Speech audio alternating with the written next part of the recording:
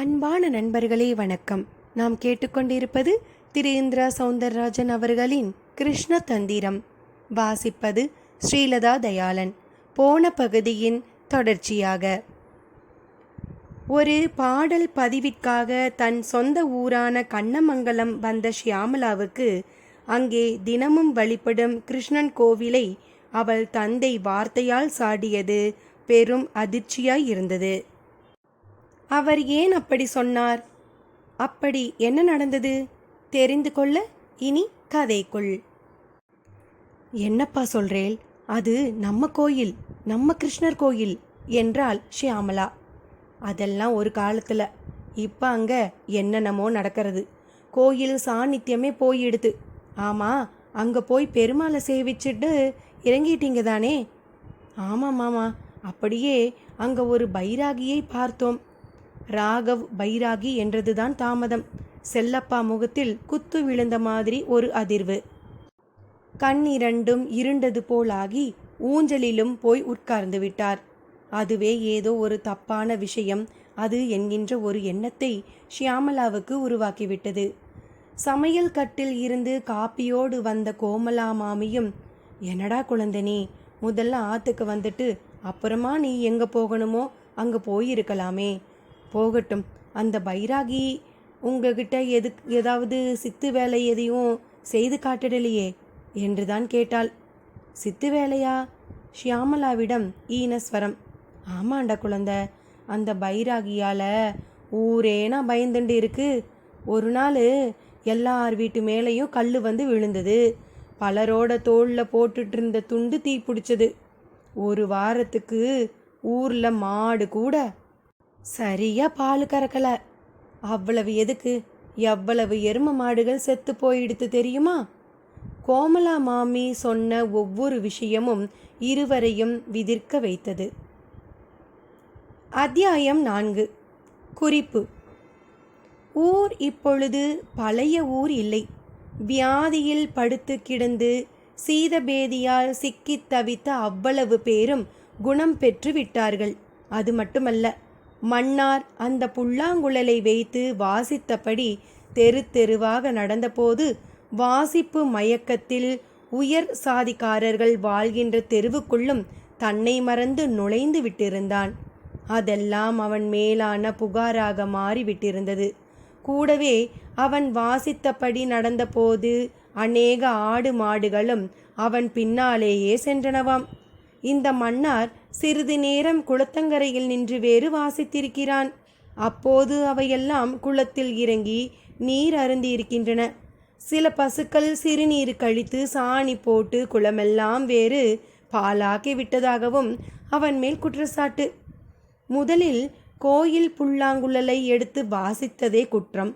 அடுத்து அதை கொண்டு வீதியை சுற்றி வந்தது அதைவிட பெரிய குற்றம். மூன்றாவது, உயர் சாதிக்காரர்கள் வசிக்கும் பகுதியில் தன்னிலை மறந்தது. நான்காவது, குலத்தை நாசமாக்கியது என்று அடுக்கடுக்காக அவன் மேல் குற்றச்சாட்டுகள். மன்னாரும் ஆடி போய் ஊர் சபை முன் நின்றான். இனி கதைக்குள். கோமலவல்லி மாமி சொன்ன விஷயங்கள் முதலில் இருவரையும் அதிர்ச்சிக்குள்ளாக்கினாலும் அதிலிருந்து மெல்ல விடுபட்டு ராகவ் மட்டும் சற்று வித்தியாசமாக சிரித்தான். அது அவ்வளவு நல்ல சிரிப்பாகவும் தெரியவில்லை. அதை கொஞ்சம் விஞ்ஞான சிரிப்பு என்று சொல்லலாம். என்ன ராகவ், மாமி சொன்னதை கேட்டு சிரிக்கிற? எனக்கு பக்குன்னு இருக்கு, நம்ப முடியல. அப்படின்னா நீ மியூசிக் படிக்கிறதுக்காக யூஎஸ் போனதின் அர்த்தம் இல்லைன்னு சொல்வேன். அது எவ்வளவு பெரிய விஞ்ஞான பூமி. அங்கே எவ்வளவு விஷயங்களை பார்த்திருப்போம், படிச்சிருப்போம். What you mean? நீ சொல்கிறதே எனக்கு புரியலை. எப்படி புரியும்? நீ இன்னும் கண்ணமங்கலத்தில் மூக்கொழிகின ஷியாமளாவாகத்தான் இருக்கிறேங்கிறது எனக்கு நல்லா தெரியுது. எப்போ நீ பழச கிளறி அன்புமணி ஆட்டுக்குட்டின்னெல்லாம் பேசினியோ அப்போவே எனக்கு டவுட்டு தான். கமான் ஐசே, எதா இருந்தாலும் நேராக பேசு. நேராக தான் பேசின்னு இருக்கேன். இதெல்லாம் பக்கா village feelings. There is no calculation. இந்த மாமி சொல்கிறத துண்டில் தீ பிடிக்கிற சம்பவங்கள், கூரை மேலே கல் விழற சம்பவங்கள்லாம் சரியான தந்திரங்கள்.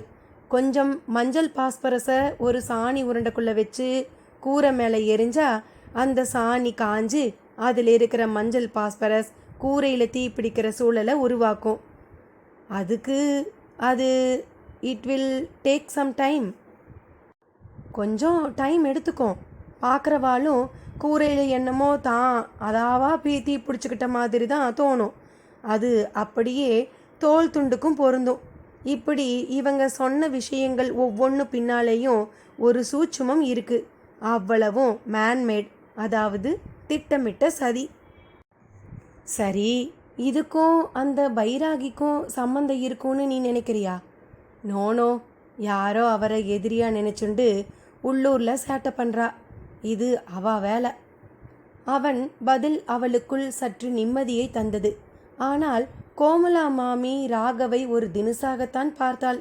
குறிப்பாக அவனது ஹிப்பி தோற்றம், ஆங்கிலமும் தமிழும் கலந்த தங்கிலீஷ். கையில் பெண் பிள்ளை போல ஒரு வளையல் போட்டிருந்தான், தங்க வளையல். அதை இழுத்து இழுத்து மேலே நிறுத்த முனைந்த அவனது மேனரிசம் எதுவுமே அவளுக்கு பிடிக்கவில்லை. அவன் கண்ணமங்கலத்துக்காரர்கள் அவ்வளவு பேரையும் முட்டாளாக நினைத்து பேசுகிறான் என்பது மட்டும் நன்றாக புரிந்தது. என்னவோம்மா, நான் என் காதில் விழுந்ததையும் மனசில் பட்டதையும் சொல்லிட்டேன். உங்கள் அப்பாவுக்கும் அவர் பேரை சொன்னாலே பிடிக்காது. நீ வேணா பேசிப்பாரு, தெரியும். இப்போ கூட நீ அவரை பற்றி சொல்லவும் உடனே கிளம்பி வெளியே போயிட்டார் பாரு. அநேகமாக அந்த பைராகி சம்பந்தமாகத்தான் இருக்கும், வந்தா தெரியும் என்று முடித்து கொண்டாள் கோமலவல்லி மாமி. அது மட்டும் ஷியாமளாவை கொஞ்சம் போல பாதித்தது. கண்ணமங்கலத்து தெருக்களில் முன்போல புழுதி இல்லை. பதிலுக்கு காங்கிரீட் சாலை போடப்பட்டு அது குண்டு குழியாக கான்ட்ராக்ட்காரர் செய்த ஊழலுக்கு அப்பட்டமான சாட்சியாகவும், அதே சமயம் கிராமப்புறங்கள் கொஞ்சம் போல மாற்றம் காண தொடங்கியுள்ளன என்பதற்கு ஒரு சுமாரான சான்றாகவும் காட்சியளித்து கொண்டிருந்தது. அதில்தான் தனது வெள்ளை வேஷ்டி சரசரக்க மேலே ஒரு துண்டு மட்டும் போட்டுக்கொண்டு நடந்தபடி இருந்தார் செல்லப்பா. பார்க்கிறவர்கள் எல்லாம் முதுகு வளைய நமஸ்காரம் செய்தனர். 2 முறை பஞ்சாயத்து எலெக்ஷனில் நின்று தோற்று போயிருந்த தமிழழகன் என்பவன் மட்டும் அவரை பார்த்தும் பார்க்காதவன் போல் முகத்தை திருப்பிக் கொண்டான். சலவை வேஷ்டி சட்டை, வேஷ்டியில் கச்சிக்கரை என்கின்ற தோரணையோடு இருந்தான்.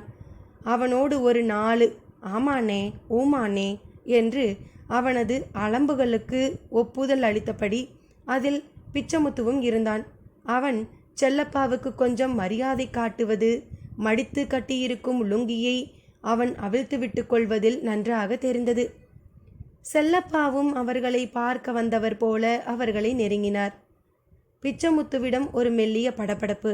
அடடே, வாங்க சாமி, எங்க இந்த பக்கம்? உன்னை பார்க்க தான் வந்தேன் பிச்சமுத்து. ஐயோடா, அதான் வீட்டில் துரைசாமி இருப்பானே, சொல்லி விட்டுருந்தா நானே ஓடி வந்திருப்பேனே.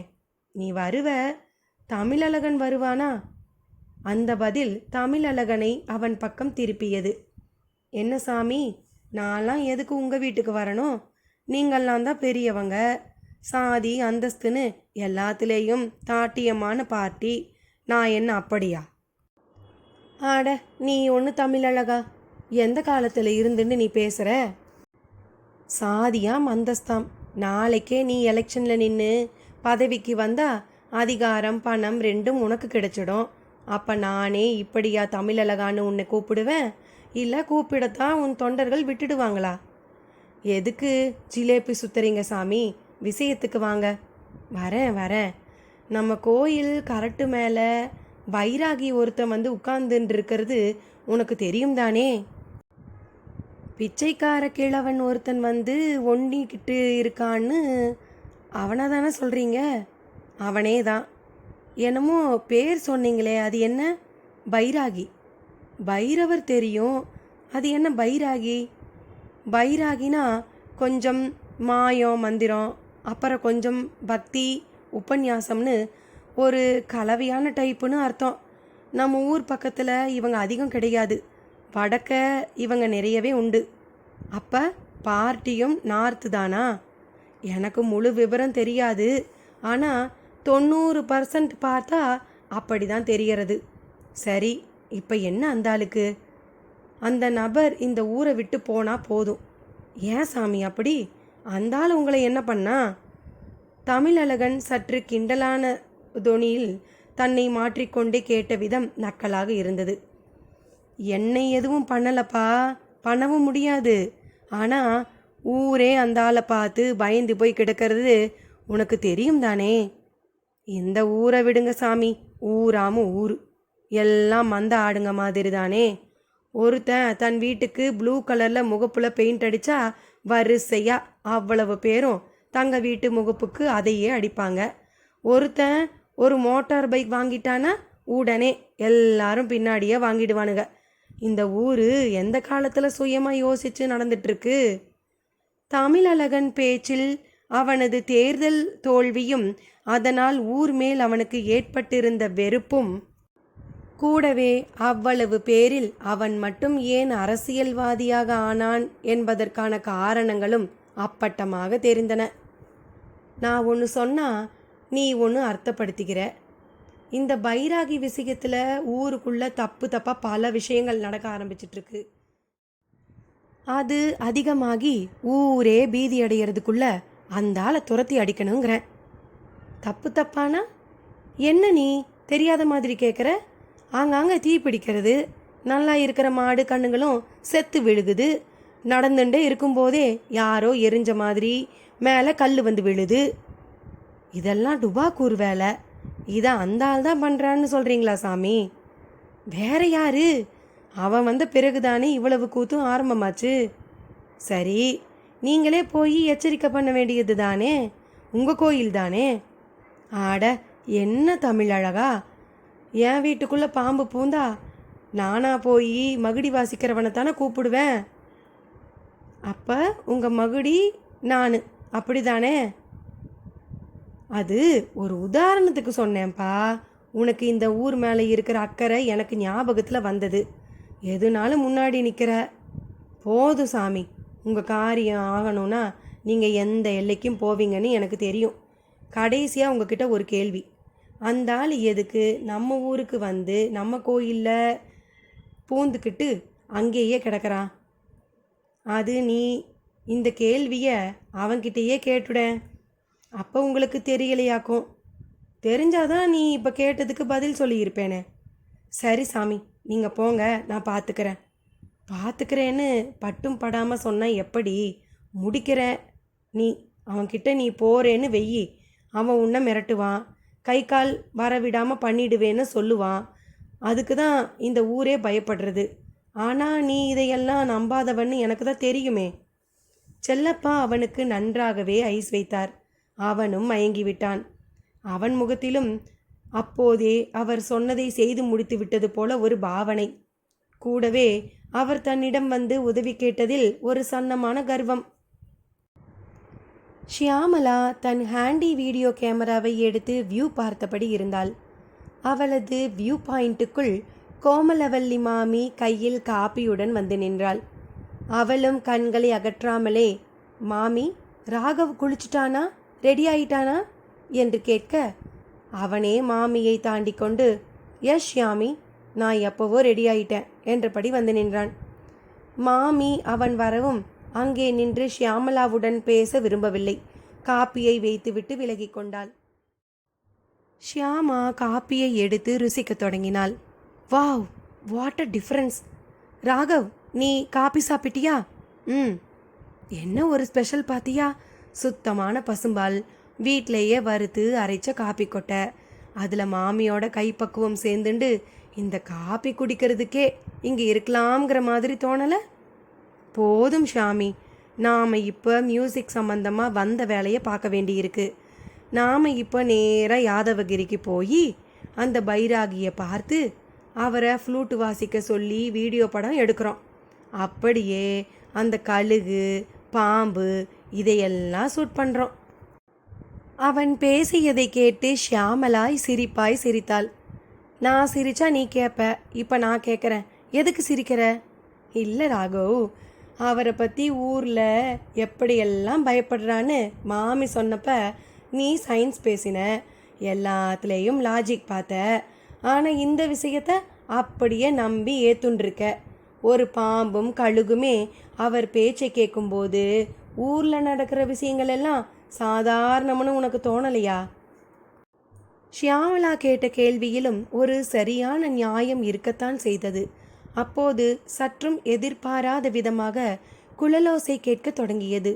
சிறு வயதில் ஷியாமளா மிக மனம் ஒன்றி பாடும் ராதையை பெண் பார்க்க கண்ணன் வந்தான் என்னும் சினிமா பாடல். யாதவகிரி குன்றில் அந்த பைராகி வாசித்த வாசிப்பை விட இதில் ஆழமும் அழுத்தமும் திட்பமாக இருப்பதாக தோன்றியது ஷியாமாவுக்கு.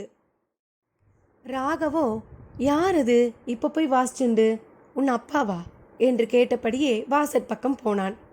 வாசலில் அவன் வயதில் இளைஞன் ஒருவன் வாசித்து கொண்டிருந்தான்.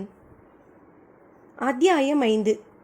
குறிப்பு: ஊர் சபை முன்னால் மன்னார் நடுங்கியபடி நின்று கொண்டிருந்தான். சபை தலைவர் அலட்சியமாக மன்னாரை பார்த்தார். கோயிலில் உள்ள புல்லாங்குழலை எடுத்து பாட்டிசைக்க உனக்கு யார் அனுமதி கொடுத்தது?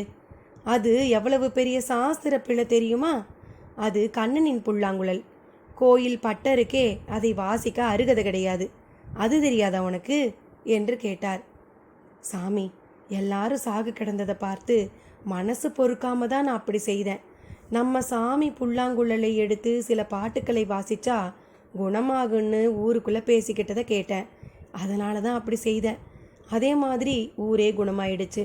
நான் வேணும்னு பண்ணலை என்றான் மன்னார். போடா பைத்தியக்காரா, நீ வாசிச்சு தான் ஊரில் எல்லோருக்கும் குணமாச்சா? உனக்கு இப்படி ஒரு எண்ணம் இருக்கா? நீ பெரிய கிருஷ்ண பரமாத்மா பாரு, இலக்காரம் செய்தார் சபை தலைவர். நான் சாதாரண மனுஷன்தான். ஆனால் சாமி சொல்லி கொடுத்தபடிதாங்க நான் வாசிப்பேன். என் கனவுல சாமி எப்படி வாசிக்கணும்னு சொல்லி கொடுத்தாரு. என்னடா யார்கிட்ட புழுகுற? உன் கனவுல சாமி வந்தாரா? எங்க அந்த சாமி என் கனவுல நான் தான் வாசிக்கணும் சொன்னேன்னு சொல்லேன். தப்பு பண்ணிட்டு நீ இப்படியெல்லாம் சாமி சொல்லிச்சு பூதம் சொல்லிச்சுன்னு பேசி தப்பிக்க பார்க்குறியா? இனி உன் கூட பேச்சு கிடையாது. நீ செய்த தப்புக்கு உனக்கு ஊர் விளக்கம்தான் தண்டனை. இனி நீ இந்த ஊரில் வாசிக்கவோ ஊருக்குள்ளே நடமாடவோ கூடாது. சபை தலைவர் ஆவேசமாக கூறிவிட்டு கிளம்பிவிட்டார். ஊர் சபையும் உடனேயே சபாஸ், சரியான தீர்ப்பு என்று களையத் தொடங்கியது. ஒரு 4 பேர் மன்னார் அருகில் போய், உனக்கு ஆனாலும் வாய்தாண்டா, தப்பு செஞ்சுட்டேன்னு மன்னிச்சிடுங்கன்னா தலைவர் ஏதோ சொற்ப அபராதத்தோடு விட்டிருப்பாரு. நீ என்னமோ சாமி சொல்லுச்சுன்னு சாமியையே இழுத்து விடுறியே. இப்போ சாமியா உனக்கு சாட்சி சொல்ல போறாரு என்று கேலியாக சிரித்தனர். இனி கதைக்குள். 4 முழத்தில் வேஷ்டி, ஒரு அரைக்கை சட்டை, காலில் ஒரு ஸ்லிப்பர், கையின் மணிக்கட்டில் திருஷ்டிக்கு கட்டப்பட்டது போன்ற ஒரு கயிறு, கிட்டத்தட்ட 5.5 அடி உயரம், ஒற்றை நாடி சரீரம், புசு புசுவென வாரினால்தான் அழகாக இருக்கும் என்பதற்கு அவசியமில்லாதபடியான தலைமுடி, நெற்றியில் பாதி ஒழுங்கோடும் பாதி கலைந்தும் போன தினுசில் விபூதி பட்டை என்று அந்த இளைஞன் ஒரு தினுசாக தெரிந்தான். அவனது வாசிப்பும் அனாயசமாக இருந்தது. அவனை பார்த்தபடியே ராகவ் சிலை போல் நின்றுவிட்டான். பின் தொடர்ந்து வந்த ஷியாமளா அவனை பார்த்த நொடி வெகு பிரகாசமானாள். அன்புமணி என்றாள் ஆழ்ந்த அன்பு கலந்த குரலில். அவனும் வாசிப்பை நிறுத்தினான். ஒரு மாதிரி குறுஞ்சிரிப்பு சிரித்தான். கண்ணிரண்டும் அவளிடம் அலைப்பாய்ந்தது. வா அன்புமணி, ஏன் வாசலியே நின்னுட்ட என்று ஷியாமளா அவனுக்கு வரவேற்பு முகமன் வாசித்தாள். அப்போது செல்லப்பாவும் வெளியே இருந்து உள் நுழைந்தபடி இருந்தார். அவர் வரவும் வேகமாக விலகி சுவரோடு ஒட்டி நின்று அவர் போக இடமளித்தான். ஏண்டா உள்ள போறதுக்கென்ன என்று கேட்டபடியே அவர் நுழைய அவனும் பின்தொடர்ந்தான். ராகவ், இவன்தான் நான் சொன்ன அன்புமணி. ஷியாமளா அறிமுகத்தை தொடங்கினாள். பதிலுக்கு ராகவ் ஒரு சின்ன சிரிப்பு சிரித்தான். எங்கம்மா கிளம்பிட்ட என்று செல்லப்பா கேட்டார். கோயில் வரைக்கும் என்று சொன்ன ராகவை ஒரு மாதிரி பார்த்தார். அங்கே இன்னைக்கு போக வேண்டாம்பி, நாங்கள்லாம் இப்போ பகல் பொழுதிலேயே போகிறதில்ல என்றார். இல்லை சார், அங்கே என்று வைராகியை தொட்டு பேச முயன்ற ராகவை குறுக்கிட்டு தடுத்த ஷியாமளா, சரிப்பா நாங்கள் போகலை. அன்புமணி வந்துட்டதால இன்னைக்கு அட்டென்ஷன் இங்கே தான் என்றாள். ராகவ் முகத்தில் உடனே ஒரு ஏமாற்ற ரேகை. பீச்சில் ஓடும் முட்டக்குதிரை கணக்காக ஓடி நின்றது. செல்லப்பா சிரித்தபடியே மாடிப்படியேற தொடங்க, உட்காரு அன்பு என்று ஹாலில் கிடந்த பிரம்பு நாட்காலியில் அமர்ந்தாள் ஷியாமளா. ராகவும் வேறு வழியின்றி அவள் அருகில் கிடந்த நாட்காலியில் அமர்ந்தான். அன்புமணி மற்றும் நின்றபடியே இருந்தான். உன்னைத்தான் சொன்ன, உட்காரு. இருக்கட்டும் ஷியாமா, நீ நல்லா இருக்கியா? எனக்கு என்னப்பா, அதான் பார்க்குறியே. நீ வரப்போறேன்னு எனக்கு நேற்று தான் தெரியும். ராத்திரியெல்லாம் தூக்கமே இல்லை ஷியாமலா. நீ இப்போவும் ஷியாமலான்னு கூப்பிடாம ஷியாமலான்னு சொல்லாமல் சியாமலான்னு தான் கூப்பிடுற. என் பாட்டி மட்டும் இருந்தால் உன் நாக்கில் தற்பையத்தான் பூசணும்னு சொல்லுவா. ஷியாமலா சொன்ன கையோடு கலகலவென்று சிரித்தாள். நல்ல வேலை பாட்டி இல்லை, வைகுண்டத்துக்கு போயிட்டாங்க. எங்கள் பாட்டியும் கைலாசத்துக்கு போயிடுச்சு என்ற அன்புமணியின் பேச்சில் பெரிதாக நகைச்சுவையோ புத்திசாலித்தனமோ இருப்பது போல தெரியவில்லை ராகவுக்கு. அன்புமணியும் ராகவை பெரிதாக பொருட்படுத்தாமல் ஷியாமலாவிடம் பேச்சை தொடர்ந்தான். சியாமலா, அப்பைக்கு இப்போ நீ நல்லா வாட்ட சாட்டமாக வளர்ந்துட்ட. முந்தியே நீ கலராக இருப்ப, இப்போ நல்லா மினு மினுன்னு வேற இருக்க. அமெரிக்காவில் நல்ல சாப்பாடு கிடைக்குதா என்ன? நீ இப்போ உட்கார போறியா இல்லையா? உட்கார்ந்தாதான் நான் பேசுவேன். என்ன சியாமலா, இது புதுசா? நான் எப்போ உங்கள் வீட்டில் எல்லாருக்கும் சம்மதியாக உட்காந்து பேசியிருக்கேன். இப்போ நான் உட்காந்துட்டு போயிடலாம். நாளைக்கே உங்கள் அப்பா மனசில் எங்களுக்கெல்லாம் பயம் விட்டு போச்சுன்னு நினச்சி நிலத்தில் குத்தகைக்கு வேற யாரையாவது போட்டுட்டா? அன்புமணியின் கேள்வியில் இருந்த நியாயத்தை தொடர்ந்து ஷியாமலாவிடம் சட்டென்று ஒரு தீர்மானம். ராகவ், கமான், எழுந்திரி. நாம் இப்போ திரௌபதி அம்மன் கோயில் பக்கம் போவோம். அங்கே ஒரு பெரிய ஆலமரம் இருக்குது, பேனியன் ட்ரீ. ரொம்ப பெரிய மரம். அதில் தொங்குற விழுத பிடிச்சிட்டு நாங்கள் என்ன ஆட்டம் போடுவோம் தெரியுமா? ஷியாமலா கிளம்பிவிட்டாள். அன்புமணிக்காகவே அவள் அந்த முடிவெடுத்தது போல இருந்தது. ராகவிடம் ஒருவித சோர்வு. ஷியாமி, பாட்டியா, ஏன் இப்படி நினச்சி நம்ம ப்ரோக்ராமை மாத்துற? நாம் இப்போ அந்த மலை கோயிலுக்கு போவோம், பைராகியை பார்ப்போம். ராகவ் பைராகி பற்றி சொல்லவும் அன்புமணி முகத்தில் ஒரு மின்னல் ஓடிட தொடங்கியது. சியாமலா, வேணாம், அந்த ஆளை பார்க்க இப்போ போகாதீங்க.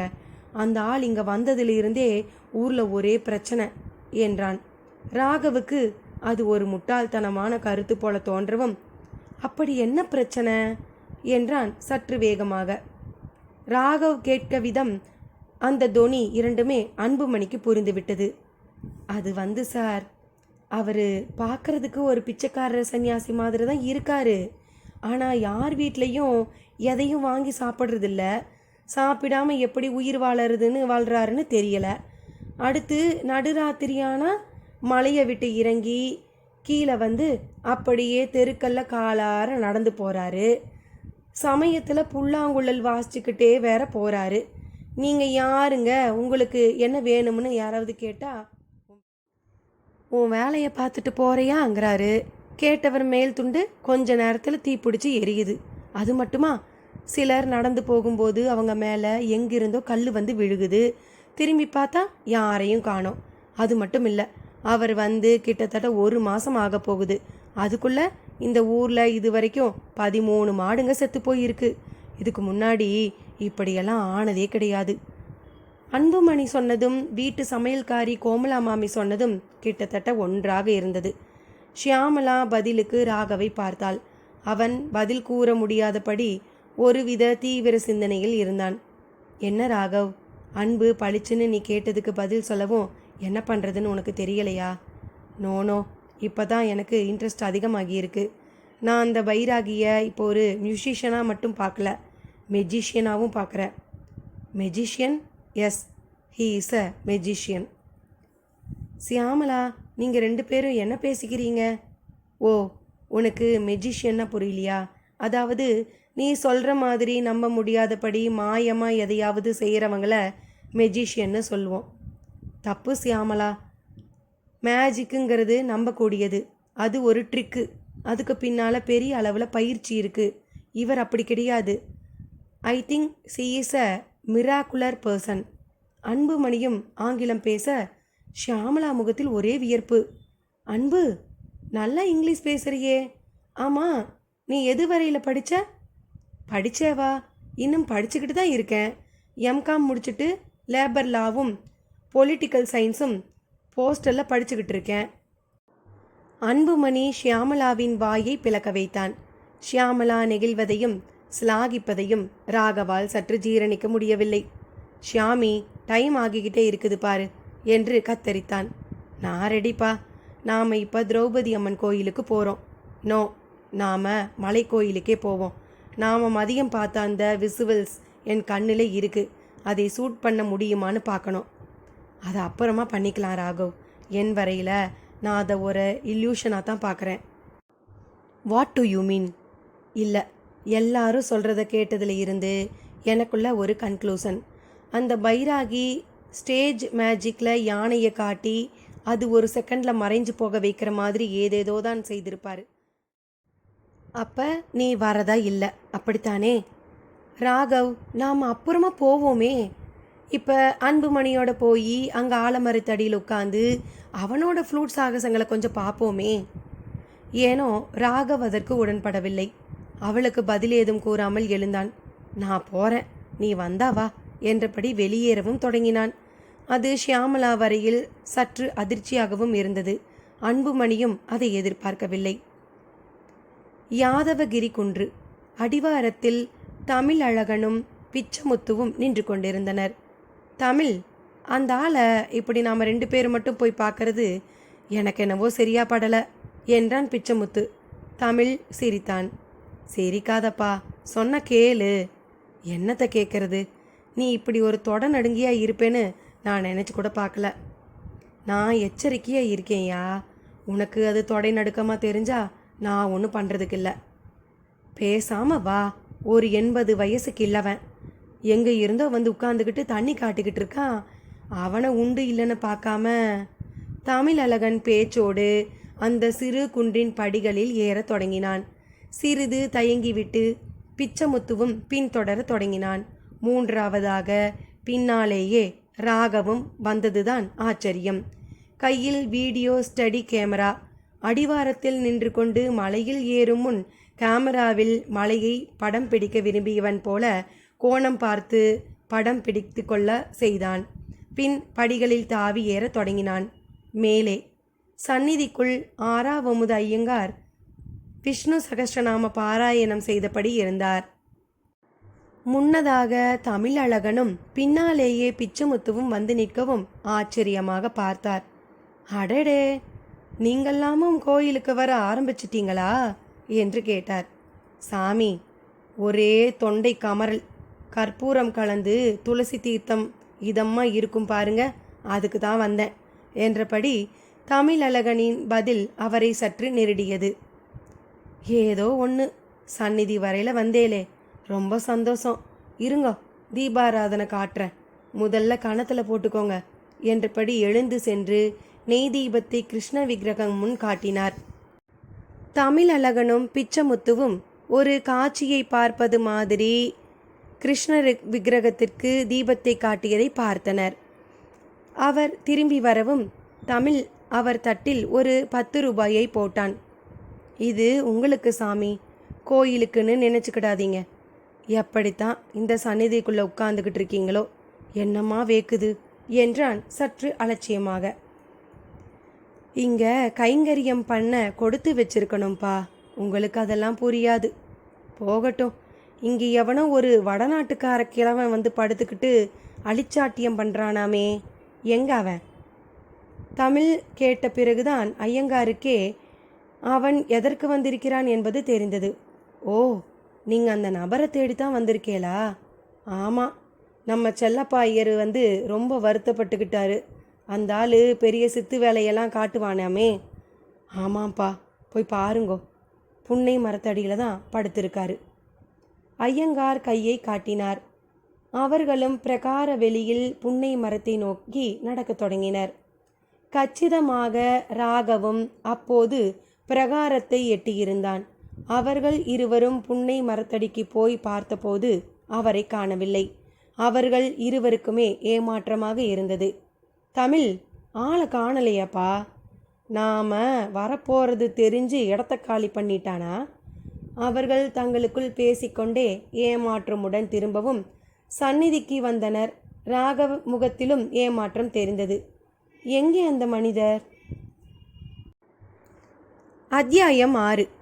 குறிப்பு: மன்னாரை பார்த்து, சாமியா உனக்கு சாட்சி சொல்ல வரப்போறாரு என்று கேட்டவர்கள் கேட்ட கையோடு அவனை ஊர் எல்லைக்கு வெளியேயும் கொண்டு சென்று விட்டுவிட்டனர். மன்னாரின் தாயும் தந்தையும் கூடவே சென்றனர். இனி இந்த ஊரில் நம்ம வாழ முடியாது என்பதனை புரிந்து கொண்ட அவர்கள் மன்னாரை ஊருக்கு வெளியில் உள்ள ஒரு மரத்தடியில் உட்கார சொல்லிவிட்டு தங்கள் குடிசையை காலி செய்து கொண்டு சாமான் செட்டுகளுடன் வருவதாக கூறி சென்றனர். ஊர் எல்லையில் தாய் தந்தைக்காக காத்திருக்க தொடங்கிய மன்னாரை ஒரு பெரும் மாட்டுக்கூட்டத்தோடு ஒருவன் வந்து சந்தித்தான். அவன் கையில் சோற்று மூட்டை இருந்தது. ஊர் ஊராக போய் மாடு விற்பதுதான் அவன் தொழில். வழியில் சோறு படைக்கும் இடத்தில் சோற்றை வாங்கி கட்டிக்கொள்வான். மாடுகளுக்கு தண்ணீர் காட்டும்போது அவற்றை மேய விடும்போதும் அவனும் சற்று இளைப்பாறுவான். அப்போதெல்லாம் ஒரு புல்லாங்குழலை எடுத்து வாசிக்கவும் செய்வான். அதை வாசிப்பு என்றெல்லாம் பெரியதாக சொல்ல முடியாது. குறிப்பிட்ட ஒரு சங்கதியை எப்படியோ வாசிக்க கற்றுக்கொண்டு விட்டான். அதை தாண்டி பழக தெரியவில்லை. அப்படிப்பட்டவன் மரத்தடியில் அமர்ந்திருக்கும் மன்னாரை நோக்கி வந்தான். தான் போய் எங்காவது குளம் குட்டையில் குளித்துவிட்டு வரும் வரை தன் மாடுகளை பார்த்து கொள்ள முடியுமா என்று கேட்டான். மன்னாரும் சம்மதித்தான். குளிக்க செல்லும் முன் பொதி சோற்று மூட்டையில் இருந்து தன் வசம் இருந்த புல்லாங்குழல் வரை சகலத்தையும் அவன் வசம் ஒப்படைத்துவிட்டு கிளம்பி சென்றவன் அவன். மன்னாரும் தன் கைக்கு வந்து சேர்ந்த புல்லாங்குழலை வாசிக்க ஆரம்பித்தான். ஆரம்பமாயிற்று அற்புதம். இனி கதைக்குள். ராகவுக்கு பெரிய ஏமாற்றமாக இருந்தது. அவனைப் போலவே பிச்சமுத்துவும் தமிழழகனும் கூட தங்கள் முகத்தில் ஏமாற்றத்தை எதிரொலித்தபடி இருந்தனர். எதிரெதிரே பார்த்து கொண்டதில் புருவம் வளைந்து கேள்வி வேறு மனதில் மூண்டது. சார் யாரு? பார்க்க சினிமாக்காரர் மாதிரி தெரியுதே என்று தமிழழகனே ஆரம்பித்தான். நான் செலப்பா சார் மகளோட வந்தவன், அவர் கெஸ்ட்டு என்று தன் தோள் இரண்டையும் ஒரு மாதிரி குலுக்கி கொண்டான் ராகவ். அடடே, நீங்கள் நம்ம ஐயர் வீட்டுக்கு வந்தவரா? ஆமாம், இங்கெங்க வந்தீங்க? இங்கே இதோ இங்கே ஒரு வயசான பெரியவர் இருந்தார், அவரை பார்க்க தான் வந்தேன். ஆனால் அவரை காணோம். அவரை எதுக்கு நீங்கள் பார்க்கணும்? அந்த ஆள் ஏதோ மாயம் மந்திரன்னு தில்லாலங்கடி வேலை காட்டிக்கிட்டு ஊரையே மிரட்டிக்கிட்டு இருக்கான்னு தானே நாங்கள் அவரை பார்க்க வந்தோம். ஓ, என் வரையில் அவரை பார்த்தா மிரட்டுறவர் மாதிரியெல்லாம் தெரியலை. Very nice gentleman. அட, என்ன சார் நீங்கள் யார் வீட்டுக்கு வந்திருக்கீங்களோ அந்த வீட்டு ஐயரே எங்ககிட்ட வந்து தமிழழகா கொஞ்சம் போய் என்னன்னு பாருன்னு கம்ப்ளைண்ட் பண்ணிகிட்டு இருக்காரு. நீங்கள் அப்படி இல்லைங்கிற மாதிரி பேசுகிறீங்களே, ஆச்சரியமாக இருக்குதே. தமிழழகன் சுற்றி வளைக்காமல் நேராக விஷயத்துக்கு வந்து போட்டுடைத்த சங்கதி ராகவை கொஞ்சம் திணறடித்தது. தமிழ், சார் இன்னைக்கு தானே ஊருக்கே வந்திருக்காரு. இவருக்கு இந்த பெரியவர் பற்றி சரியாக தெரிஞ்சிருக்க வாய்ப்பே இல்லை, அதான் முழிக்கிறாரு என்று இடைமறித்தான் பிச்சமுத்து. அதுவும் சரிதான். ஆமாம், இந்த பெரியவரை நீங்கள் எப்போ பார்த்தீங்க? உங்களுக்கு எப்படி இவரை பற்றி தெரியும்? தமிழழகனின் அடுத்த கட்ட கேள்விக்கு ராகவ் ஒளிவு மறைவின்றி நடந்ததை கூறினான். அதை கேட்டு இருவருமே பிரமித்து நின்றுவிட்டனர். அப்படியே மெல்ல நடந்து படிகளில் கீழிறங்கி செல்லவும் தொடங்கினர். ராகவ் மட்டும் திரும்பி திரும்பி பார்த்தபடியே தான் நடந்தான். அவன் முகத்தில் அந்த பைராகி இல்லாது போன ஏமாற்றம். ஏன் சார், பாம்பு வந்துச்சு, கிருஷ்ணபட்சி வந்ததுன்னு சொல்கிறீங்களே, அதை நீங்களும் நம்புறீங்களா என்று தமிழழகன் மட்டும் சற்று அழுத்தமான முகபாவங்களோடு கேட்டான். நான் இந்த நிமிஷம் வர அதை நம்புறதா வேண்டாமாங்கிற குழப்பத்தில் தான் இருக்கேன். இன்ஃபேக்ட் இப்போ நான் வந்ததே கூட அதையெல்லாம் கன்ஃபார்ம் பண்ணிக்கத்தான். அப்படியா சங்கதி? போகட்டும் விடுங்க. பொதுவாக இதெல்லாம் நம்பக்கூடிய மாதிரியா இருக்குது. இது ஏதோ ஏமாத்து வேலைன்னு உங்களுக்கு தோணலை? சார், யாராக இருந்தாலும் அப்படித்தான் நினைப்பாங்க. ஆனாலும் நானும் ஷியாமலாவும் எங்கள் கண்ணால் பார்த்ததை எப்படி பொய்ன்னு சொல்ல முடியும்? இந்த கண்கட்டு கால் கட்டுன்னு சொல்கிறாங்களே, அப்படி இருக்கலாம் இல்லையா? பொதுவாக கண்கட்டுனா அது என்ன? எனக்கு கண்கட்டுனாலே என்னன்னு தெரியாதே. அதுவும் சரிதான். உங்களை பார்த்து கேட்குற எனக்கும் கண்கட்டுனா என்னன்னு சரியாக தெரியாது. எல்லாரும் சொல்லுவாங்க, நானும் சொல்லிட்டேன். அட, நீங்கள் சொல்கிற மாதிரியே ஏமாத்து வேலையாக தான் இருந்துட்டு போகட்டுமே. அப்படி ஏமாற்றவும் ஒரு திறமை வேணும்னு நான் நினைக்கிறேன். அப்புறம் நான் ஒரு இசை அமைப்பாளர். அவர் புல்லாங்குழல் வாசித்ததில் ஒரு தனித்தன்மையும் நான் இதுவரையும் கேட்டிராத இனிமையும் இருந்தது. அந்த பதிலோடு அடிவாரம் வந்துவிட்டது. தார் சாலையில் புதுக்கோட்டை பஸ் ஒன்று வளைந்து கொண்டிருந்தது. தமிழழகனும் பிச்சமுத்துவும் ராகவை குழப்பமாகவே பார்த்தனர். சரிங்க சார், நீங்கள் உங்கள் பாதையில் போங்க. நாங்களும் நீங்கள் மனசில் சொன்னதை வச்சுக்கிட்டு அந்த கிழவன் எப்படின்னு பார்க்குறோம். நீங்கள் நம்ம ஊரில் கொஞ்ச நாள் இருப்பீங்க தானே? அப்படித்தான் நினைக்கிறேன். அப்புறம் என்ன, அடிக்கடி சந்திப்போம். என் பேர் தமிழழகன். ஊரில் யார்கிட்ட என் பேரை சொன்னாலும் போதும், என் வீட்டுக்கு கொண்டு வந்து விட்டுடுவாங்க. ரொம்ப சந்தோஷம். அப்போ நான் வரேன். ராகவ் அவர்களிடமிருந்து விடை பெற்றுக்கொள்ள தொடங்கினான். பேசாமல் ஷியாமலாவுடன் திரௌபதி அம்மன் கோயிலுக்கே போயிருக்கலாம் என்று கூட தோன்றியது. திரௌபதி அம்மன் கோயில் அந்த நாளைய கோயில் என்பது எல்லா அம்சங்களிலும் தெரிந்தது. குட்டியான கோபுரம், அதற்கு கிளிஞ்சல் சுண்ணாம்பு அடித்திருந்தனர். காரை பெயர்ந்த மதில் சுவர், 2 இடுக்குகளில் அரசன் செடிகள், கோயிலுக்கு பக்கத்தில் பெரிய குளம், அதில் பச்சை பொசிந்த தண்ணீரின் வழிசல், நடுவில் ஒரு நீராழி, மண்டபம் மேல் கூரை மேல் காளிங்க நாகம் படுத்திருப்பது போல ஒரு சுதை சிற்பம், குளத்துக்கு கூப்பிடு தூரத்தில் அந்த வட்டாரத்திலேயே காலத்தை வென்று வாழ்ந்து வருகின்ற ஒரே உயிரான அந்த ஆலமரம்.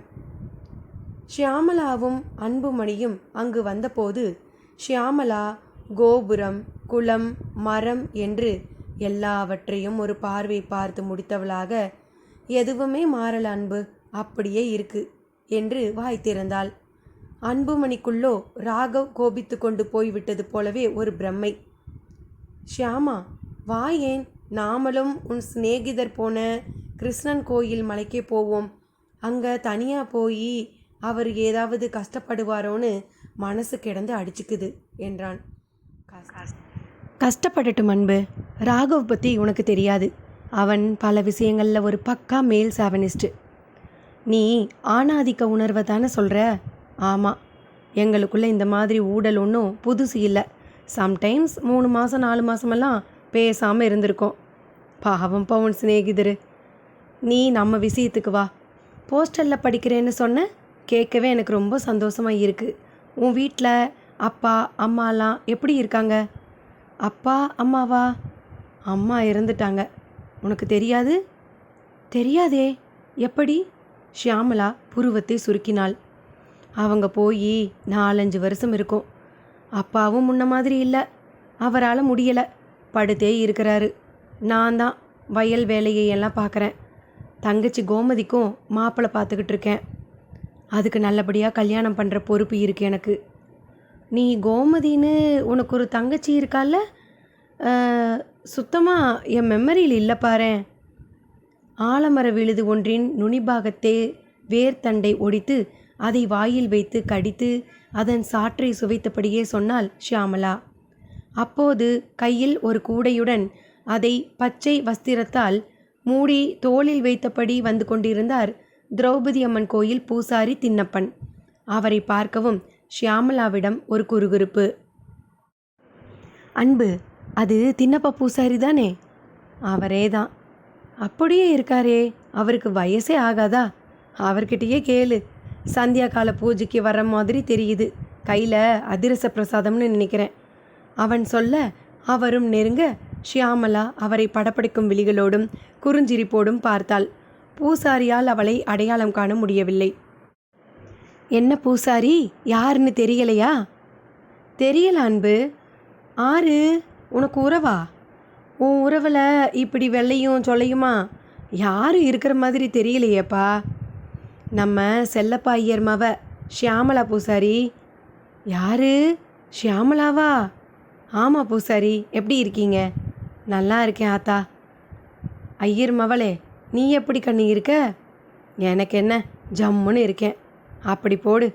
ஆமாம், இந்த ஊரையே நீ மறந்துட்ட போல தெரியுதே. இப்படியா வெளிநாட்டுக்கு போய் டேரா போடுவ? படிக்க போனேன் பூசாரி, படித்து முடிச்சாச்சு, திரும்பியும் வந்துட்டேன். அப்போ இனி இங்கே தான் இருப்பேன்னு சொல்லு. அப்படி இல்லை, ஆனால் அடிக்கடி வந்து போவேன். வந்து போவியா? பூசாரி கேட்ட துணியே ஒரு மாதிரி இருந்தது. ஆமாம் பூசாரி ஐயா, அதுக்கு எதுக்கு சிரிக்கிறீங்க? பார்ப்போம்.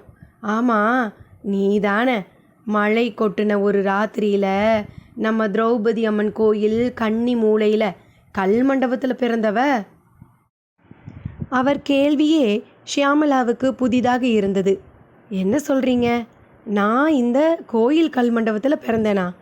எனக்கு தெரியலையே என்ற ஷியாமலாவுக்கு தன் பிறப்பின் ரகசியம் பற்றி பூசாரி அடுத்து சொன்னதுதான் பெரிய அதிர்ச்சியாய் இருந்தது. அது என்ன ரகசியம்? பைராகி எங்கே போனார்? தெரிந்து கொள்ள சிறிது காத்திருப்போம். நன்றி நண்பர்களே.